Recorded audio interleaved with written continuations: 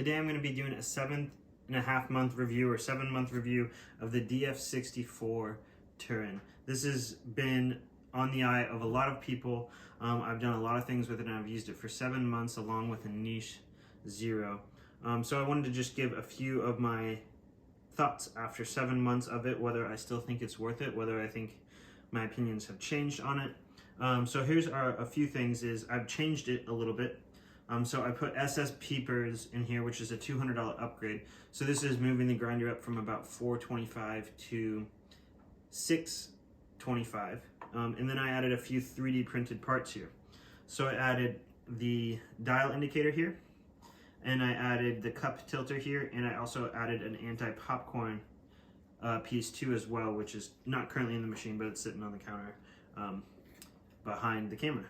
So the cup tilter, you simply just slide that in there, and it does a great job of tilting the cup here so you don't have to deal with static as much. It's a little hard to do backwards, but it fits in there quite nicely. So if you have a 3D printer, you're good to go with that.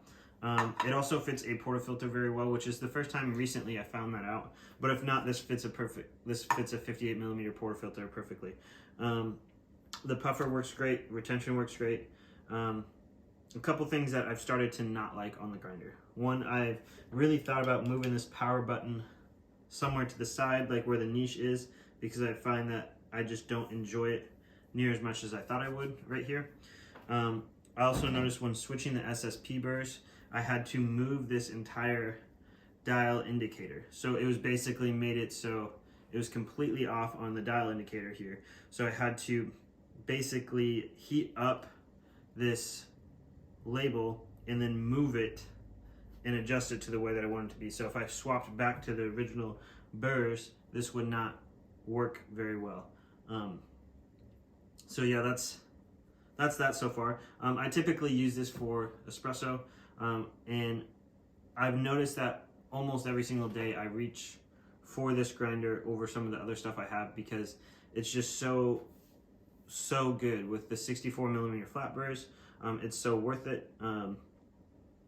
The cup tilter works great. The bellows work great. The portafilter holder works great.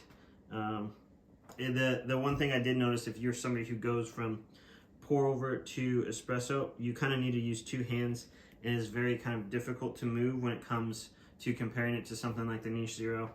So that's about the main thing to consider if you're switching a lot between pour over and espresso. That can be the hardest thing about this grinder.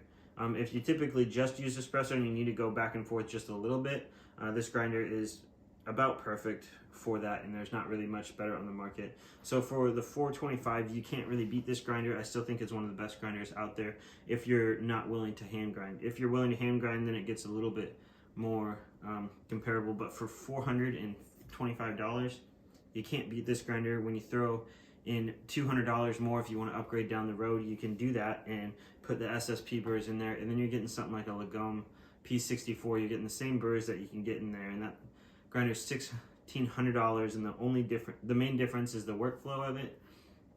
Probably the build quality might be a little bit better, and then the RPM, you can adjust the RPM and the rate that the motor spins on there. But that's not too big of a deal for most people, and for a third of the price or less than half the price, adding SSP burrs in there, it's way better value than the Lagome P64 in my opinion. The build quality still makes me amazed at how heavy it is and how durable this is. So overall, this has been a great grinder. I've enjoyed using it every single moment. I would probably keep it if it wasn't for the fact that I just bought an Adam 75 by Eureka, which I enjoy the quality of the grinds out of that just a little bit better out of those 75mm burrs, but I don't even think the Adam 75 is worth the price difference of the fact that that's $1,400 versus the $600 version that I have here of this. But I would recommend, if you're buying this, to get these three 3D printed parts: the anti-popcorn, which sits right in there, the cup tilter so your grounds don't spray everywhere, and then of course the dial indicator, because that is there. But even if you pay and buy all that stuff off of Etsy's, you're still at a really, really good price point for the value of it if you don't have a 3D printer. So I'd really highly recommend this grinder. If you have any questions, please let me know. I did recently just let this grinder go, or I'm about to let this grinder go, depending on when this video actually gets out to YouTube. But it wouldn't hurt to give me a message, and maybe I still have this lying around, and it's up for sale just because I don't need 3 grinders on my coffee bar at the moment. But if it wasn't for that, this grinder, if it wasn't for the fact that I had a $1,500 grinder, $1,400 grinder, this grinder would still be my go-to, and it's a great single dosing option. It has a great bellows system. It's clunky, but it's really, really good for the fact that there's a few little hiccups on this grinder. If you have any questions, feel free to let me know, and I would love to help you out. And again, please like and subscribe, and thank you so much for watching.